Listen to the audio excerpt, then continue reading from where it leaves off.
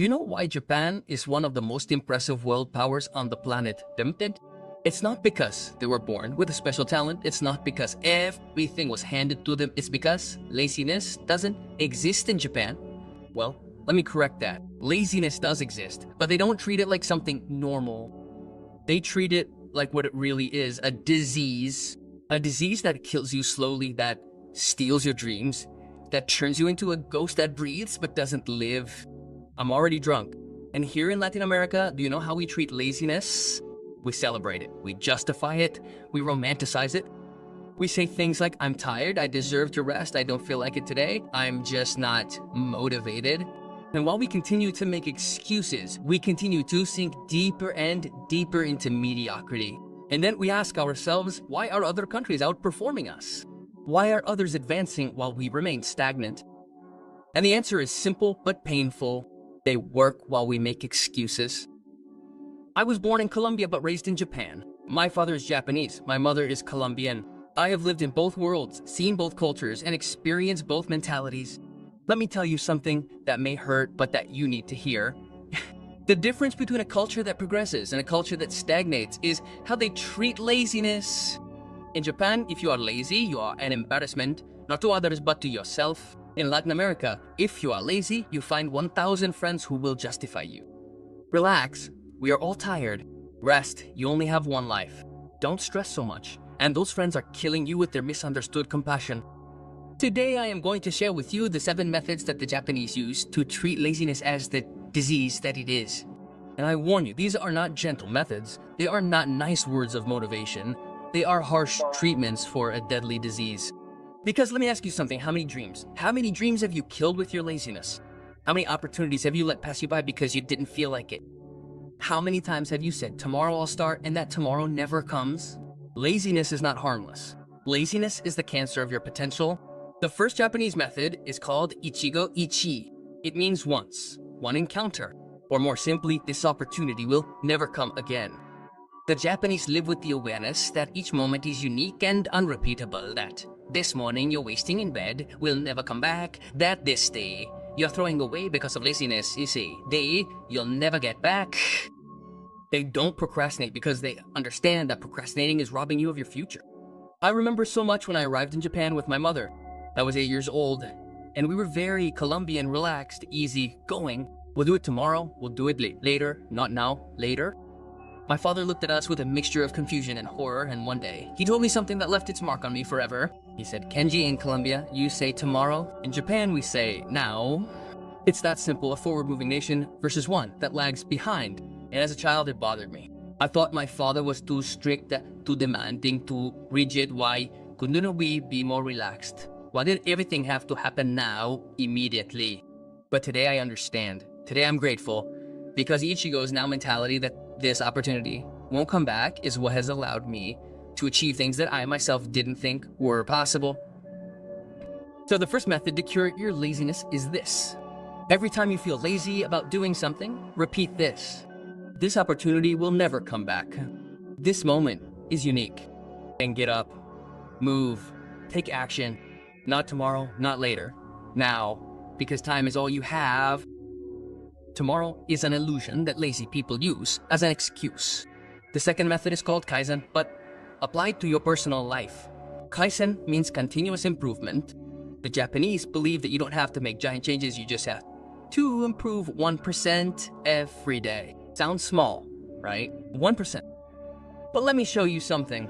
If you improve 1% every day for a year, by the end of the year, you won't be 1% better.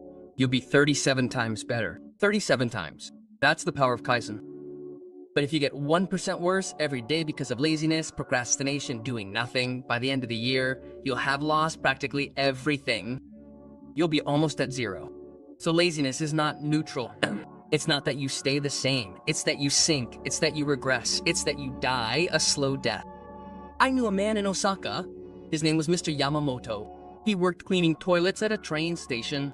He was 60 years old, and I saw him every day on my way to work. And he impressed me because he cleaned those toilets as if they were a sacred temple, with a dedication, with a care, with a love that I had never seen before. And one day, I went up to him and asked, Mr. Yamamoto, why do you clean so diligently? It's just a bathroom. And he looked at me with eyes full of pride and said something I've never forgotten. He said, young man, I don't clean bathrooms. I practice excellence. Every day I try to clean better than I did yesterday. Every day I look for a stain I didn't see before. Every day I perfect my technique. If I do this with excellence, I can do anything with excellence. And he taught me that Kaizen is not about your work, it's about your character. So the second method to cure your laziness is to commit to improving 1% every day. Don't tell me you're going to change your whole life tomorrow. That's a lie. Tell me, what are you going to do today that's 1% better than yesterday? Are you going to wake up 5 minutes earlier? Do it. Are you going to read a page of a book? Do it. Are you going to do 10 push-ups? Do it. 1%. But every day, no excuses, no negotiations, no laziness. The third method is called Shoshin, beginner's mind. The Japanese believe that one of the causes of laziness is that we think we already know everything, that we've done it before, that we already know the results, so we get bored. We're lazy to repeat ourselves. But Shoshin says, approach each task as if it were the first time, with curiosity, with humility, with a desire to learn. I worked in a car factory in Japan when I was 18 years old. And there was a man who had been doing the same job for 30 years. 30 years installing the same screw in the same place. I thought, this man must be bored to death inside. But one day I really observed him, and I realized that he looked at each car as if it were his first. He checked each screw with the same attention, making sure it was perfect. And I asked him, don't you get bored of doing the same thing for 30 years? And he told me every car is different.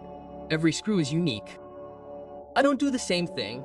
I perfect the same thing. And there I understood that mental laziness comes from the arrogance of believing that we already know. When you adopt Shosen, when you recover the beginner's mind, everything becomes interesting again. Everything becomes an opportunity to learn. And when something is interesting, laziness disappears. So the third method is this. Before doing any task, especially the ones that make you lazy, say this. I'm gonna do it as if it were the first time. I'm gonna find something new. I'm gonna learn something. And do it with that attitude. You'll see how laziness evaporates. The fourth method is gamen, which means perseverance with dignity, disciplina. The Japanese don't believe in giving up. They don't believe in saying, I can't. They don't believe in laziness as an excuse. They believe in gamen, in enduring, in persevering, in moving forward, even if it's difficult, even if you're tired, even if you don't feel like it, because your desire doesn't matter. What matters is your commitment. And here comes something strong that I need to tell you. In Latin America, we have confused self-care with complacency. We have confused rest with laziness. We have confused respect for our emotions with being slaves to our cravings.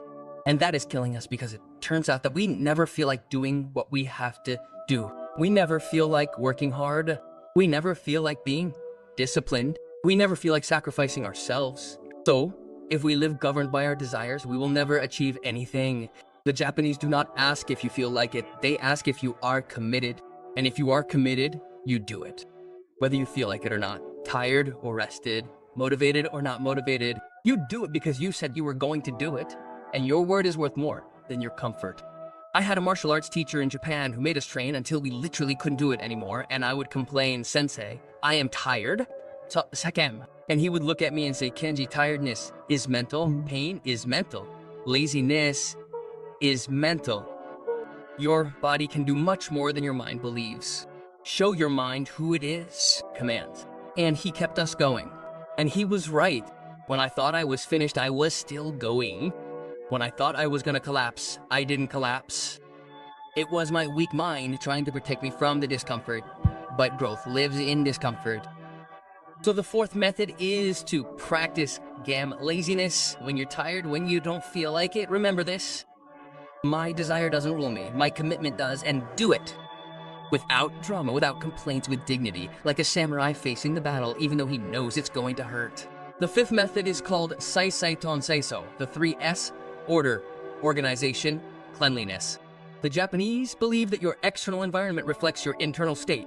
If you live in disorder, your mind is in disorder. If you live in dirt, your life is dirty. If you live in chaos, you are chaotic. And that disorder breeds laziness. Because in disorder, everything feels overwhelming, everything feels complicated, and when something feels complicated, you are lazy to start. I remember when we lived in a small apartment in Tokyo. Every morning, without fail, my father would clean. The first thing he did, it didn't matter if the apartment was already clean, he would clean it again. And I would ask him, "Dad, why are you cleaning when it's already clean?" And he would say, "I don't clean to make it clean. I clean to clear my mind. When my surroundings are in order, my mind is in order. And when my mind is in order, I can do anything." And I thought that was foolish. Until years later, when I was living alone and going through a crisis, my apartment was a mess. Clothes strewn about, dirty dishes, clutter everywhere, and I felt paralyzed. I couldn't work, I couldn't think, I just wanted to stay in bed. And one day I remembered my father's words, and I got up and cleaned. I cleaned everything, organized everything, tidied everything up, and when I was done, something changed in me. My mind felt clearer, my energy returned, the laziness went away, and I was able to work. Clutter and laziness are best friends. They feed off each other. Order and action are also best friends. So the fifth method is this. If you're struggling with laziness, start by decluttering your space. Do it right now, not tomorrow. Now, throw away what you don't need. Organize what you do need, clean up your space, and watch your mind clear and laziness dissolve. The sixth method is called hansei, which means deep reflection.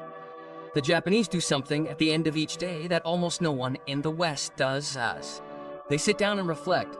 What did I do well today? What did I do wrong? When was I lazy? What am I going to improve tomorrow? And they do it with brutal honesty, no justifications, no excuses, just the truth. And this is what kills laziness. Because when you force yourself to reflect on your day, when you force yourself to admit that you were lazy, something inside you becomes ashamed, and that healthy shame motivates you to change. It's not a toxic shame that paralyzes you, it's a constructive shame that propels you. I started practicing Han 10 years ago. Every night before I go to sleep, I write in my journal, and there's one question that never fails to come up. What was I lazy about today? And I force myself to answer honestly, because it's easy to lie to myself during the day, it's easy to justify my laziness, but when I sit down at night and have to write it down, I can't lie to myself anymore. And that honesty is what has kept me disciplined for years, anas. So the sixth method is to practice Han every night. Before going to sleep, reflect, today, was I disciplined or was I lazy? Today, did I take action or procrastinate? Today, did I keep my word or make excuses? And answer honestly and write it down, because what you write becomes real, and what becomes real forces you to change. The seventh and final method is called shogun, which literally means it can't be helped. Daisekanda. And this may sound contradictory, but listen carefully. The Japanese know when to fight and when to accept. They are aware of the distinction between what you control and what you don't. And laziness often comes from wasting energy. We're worrying about things we can't control. And when we waste all our energy on useless worries, we have no energy left for action. And that feels like laziness, but it's actually mental exhaustion. Shogunai teaches you to let go of what you can't control and focus all your energy on what you can control. You can't control the past, Shogunai, let it go. You can't control what others think of you, Shogunai, let it go. You can't control the economy of the country, Shogunai, let it go. But you can control your actions today. You can control your effort. You can control your discipline. So focus your energy there. I met an old man in a temple in Kyoto. He was 85 years old and still working. I asked him, "Grandpa, aren't you tired? Don't you want to rest?" And he looked at me with a smile and said, "Young man, resting is rusting. I work because my body can still work. The day I can no longer, Shogunai, will be the time to stop. But while I can, why waste the gift of being able to move my hands, my feet, my body? Laziness is an insult to life." And those words destroyed me, because I was 30 years old at the time, and sometimes I was too lazy to get out of bed. And here was an 85-year-old man working with joy, with purpose, with gratitude for being able to do it. And I felt ashamed, and from that day on, I changed. So the seventh method is to practice shogunai. Let go of what you cannot control. Stop wasting energy on useless worries and focus all your energy on what you can control, which is your action, your effort, your discipline, your commitment. And when you do, you will see that laziness disappears. Because laziness is not a lack of energy, it is misdirected energy. Now let me ask you something, and I want you to be brutally honest with yourself. How much of your life have you wasted because of laziness? How many opportunities have you let pass you by? How many dreams have you killed? How many better versions of yourself have you sacrificed on the altar of comfort? And the most important question, are you going to keep doing it, or are you going to treat it like a disease that needs to be cured? Because let me tell you something that no one will ever tell you. Time doesn't wait. Life is not going to give you another chance. This moment that you're living right now is the only one that you're guaranteed. And if you waste it on laziness, it's gone forever. There's no rewinding. There's no replaying. It's now or never. I've seen too many people reach the end of their lives full of regret, full of if onlys, amafaha. And all of that regret comes from one source, laziness. Of not having acted when they could have, of having put off what was important, of having chosen comfort over growth. And I don't want you to be one of those people. I don't want you to reach 60, 70, 80 years old and look back and realize everything you could have been, but you weren't because you were lazy, because that is the greatest tragedy of all. It's not failing at trying. It's never having tried because of laziness. So today you are going to start treating your laziness like an illness, and you are going to apply these 7 methods as a treatment. Not tomorrow, not next week, not when you feel motivated. Today, now, be Goichi. This opportunity will never come again. You are going to commit to improving 1% every day with Kaizen. You are going to recover your beginner's mind with Shoshin. You are going to practice perseverance with dignity with Gaiman. You are going to organize your space with Seiri Seitan Seiso. You are going to reflect honestly every night with Hansei. And you are going to let go of what you can't control and focus on what you can with Shoganai. To put it bluntly, this won't be easy. The first few days, you're gonna want to give up. Your body is gonna protest. Your mind is gonna make excuses. Your lazy friends are gonna try to sabotage you. They're gonna tell you that you're getting too intense, too obsessive, too over the top. And you're gonna have to make a decision. Either you continue being like them, comfortable and mediocre, or you become someone different, uncomfortable, but extraordinary. And when you make that decision, when you choose discipline over laziness, something is going to change in you. Not just in your external results, in your internality, in your character, in your identity, because discipline is not just a practice, it's a way of being. It's who you are when no one is watching. It's what you do when you don't feel like it. It's who you choose to be in the moments when it's easier to give up. I'm not successful because I got lucky. I'm not successful because I was born with some special talent. I'm successful because I refuse to be lazy, because I decided that my word is worth more than my comfort. Because I chose to be disciplined, even though it cost me everything. And today, looking back, I can tell you that it was worth every drop of sweat, every moment of discomfort, every time I did what I had to do, even if I didn't want to. And you can achieve it too, not because you are special, but because you decide to be. Not because you are talented, but because you decide to work harder than the talented. Not because you are lucky, but because you decide to create your own luck with consistent action. So, if this message touched something inside you, if something in your heart was awakened, let me ask you for something. Subscribe to this channel, but don't do it for me, do it for you. Every time you see a notification, it will be a reminder that you chose discipline, that you declared war on your laziness, that you made a commitment to yourself. Like this video, because when you do, you are showing gratitude. You are telling the universe that you received something valuable, and that energy returns multiplied. Let me know in the comments which of the 7 methods you are going to start applying today, because when you write down your commitment, it becomes real. You are telling your mind that you are serious, and you are activating the bell, not so that I can interrupt you, but so that each notification becomes your growth alarm, your reminder that laziness no longer rules you. This is not just a video. This is your declaration of independence. This is the day you free yourself from the disease of laziness. This is the moment that years later you will remember as the turning point of your life. The day you said enough, the day you decided to be different.